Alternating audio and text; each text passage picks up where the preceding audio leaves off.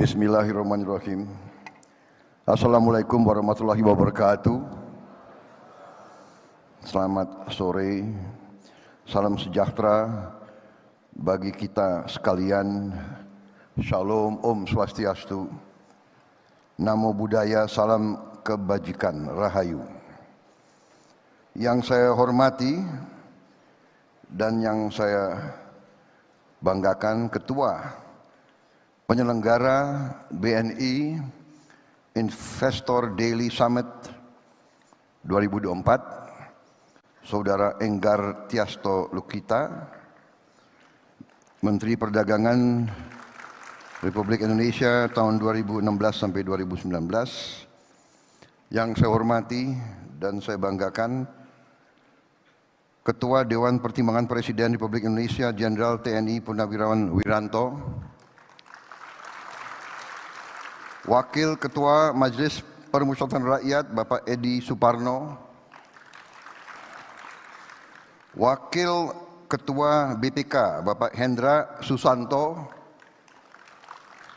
beserta anggota BPK, anggota 1 BPK Bapak Nyoman Adi yang saya hormati, Menteri BUMN Bapak Erick Thohir yang saya hormati. Sebetulnya lebih muda dari saya, jadi nggak usah Bapak,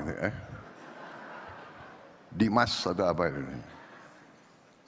Menteri Hukum dan HAM Saudara Supratman Andi Aktas, Menteri ATR BPN Saudara Agus Harimurti Yudhoyono,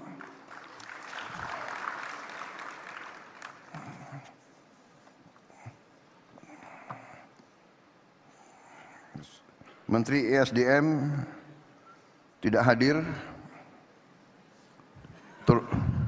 tolong dicatat itu.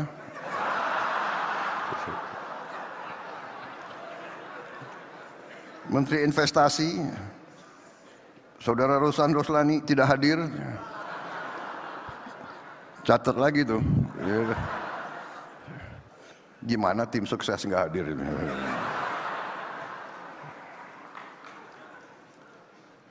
Para duta besar negara sahabat dan perwakilan negara-negara sahabat yang hadir, distinguished ambassadors and representatives of friendly nations, Saudara Dirut Bank Negara Indonesia Saudara Royke Tumilar,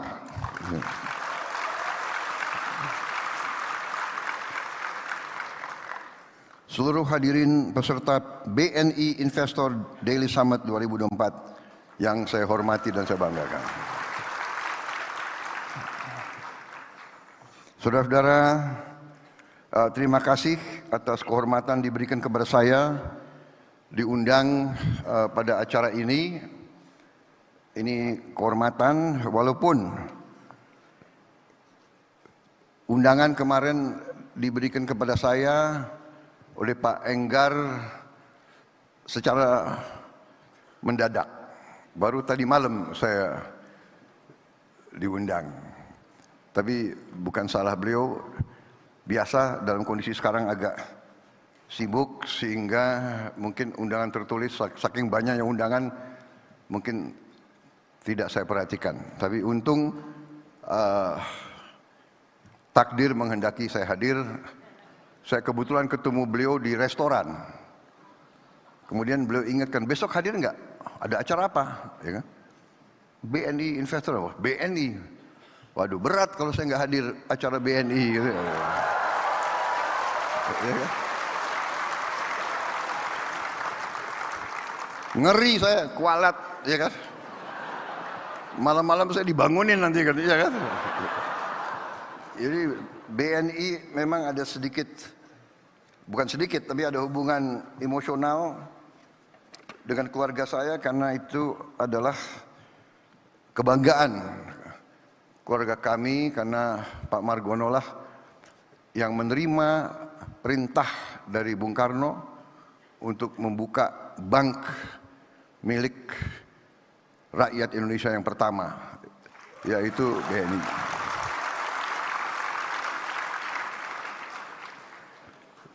Jadi perintah Bung Karno, perintah Bung Hatta, Pak Margono lah yang mendirikan. Dan juga dalam kisah keluarga, waktu Belanda menyerang Jogja tahun 48, Pak Margono ditangkap oleh Belanda di kantor BNI di Jogja waktu itu. Jadi begitu beliau ngomong ada acara BNI, walaupun saya nggak ngerti apa acaranya, ya kan? Ya kan? Ya udah, hadir aja saya, ya kan? Dan sebagaimana saya bisa antisipasi,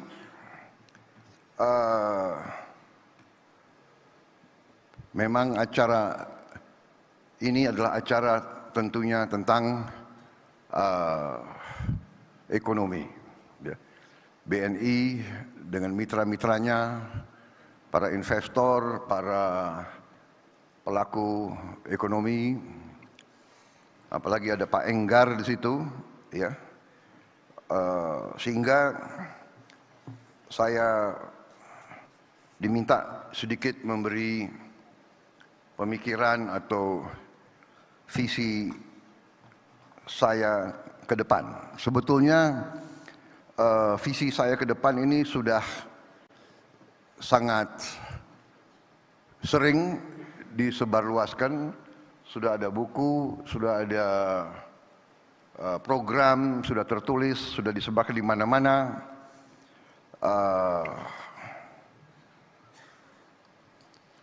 Dan saya kira saudara-saudara sudah banyak mengikuti, tapi kalau saudara-saudara ingin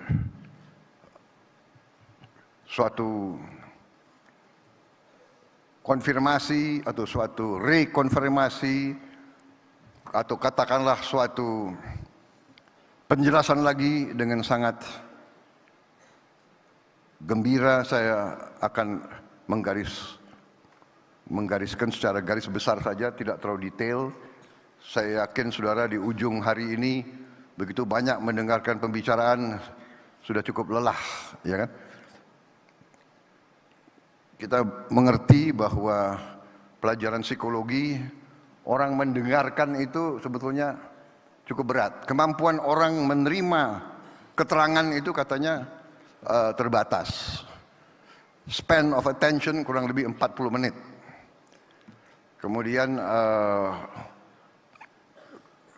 daya serap manusia untuk menerima keterangan baru maksimal 7-8. Karena itu saya batasi pembicaraan saya, ya. Saya harap tidak terlalu lama. Tapi saya mohon izin saya minum kopi dulu. Saya bisa jadi brand ambassador kopi Indonesia. Ya.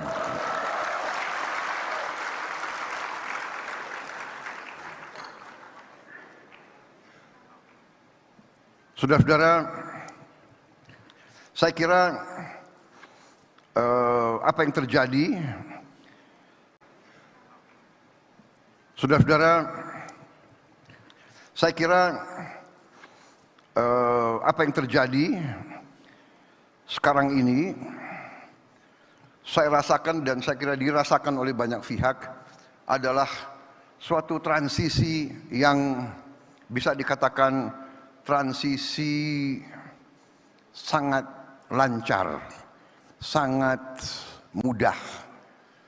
Saya sebagai presiden terpilih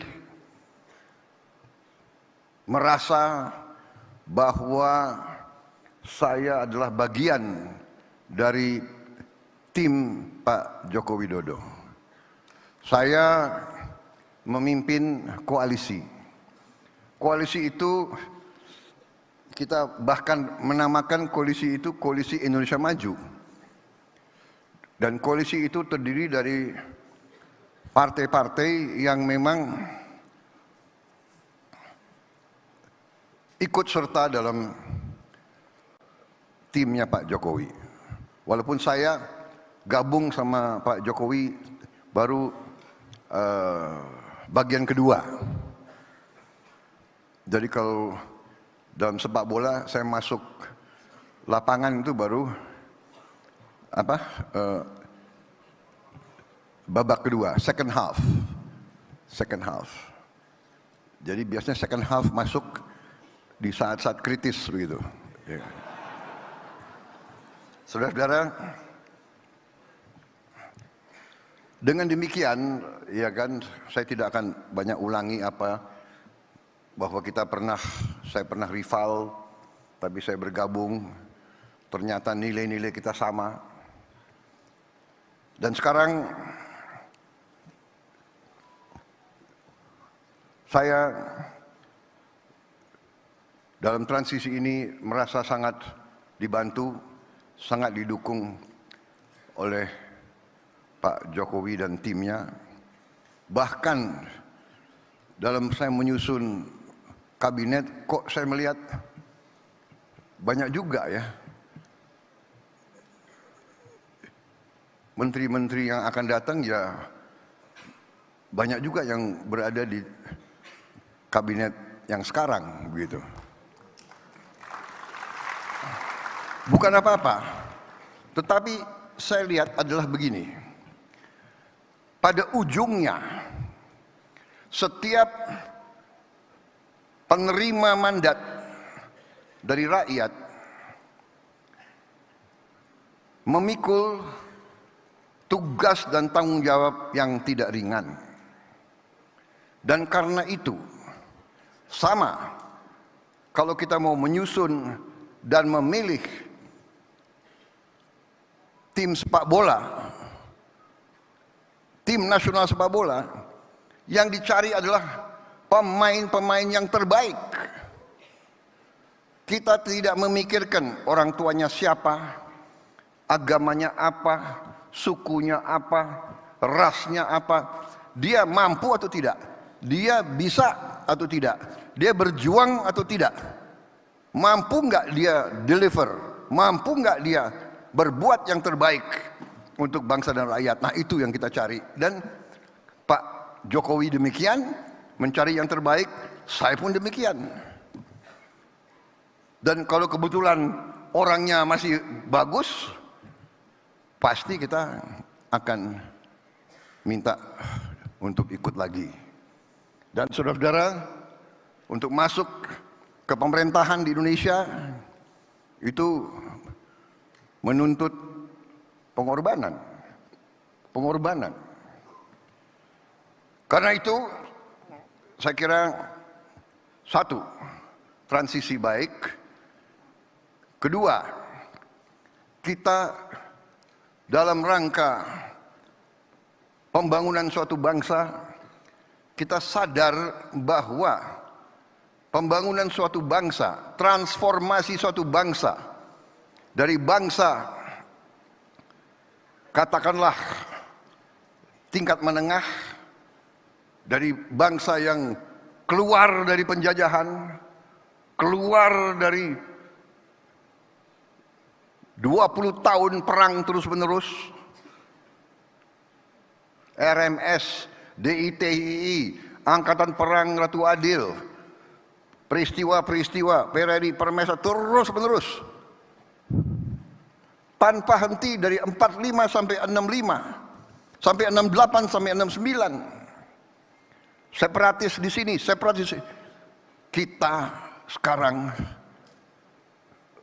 adalah negara yang masih utuh, negara dengan ekonomi ke-16 di dunia, negara dengan tingkat inflasi salah satu yang terendah di dunia, negara dengan pertumbuhan yang masih cukup baik dibandingkan dengan negara-negara lain, suatu negara yang keluar dari krisis COVID, salah satu yang tercepat dan dinilai salah satu yang terbaik keluarnya dari peristiwa COVID. Kita sering kurang bersyukur, kurang terima kasih, kurang menghargai apa yang kita capai sendiri. Ini kita harus koreksi diri kita sendiri.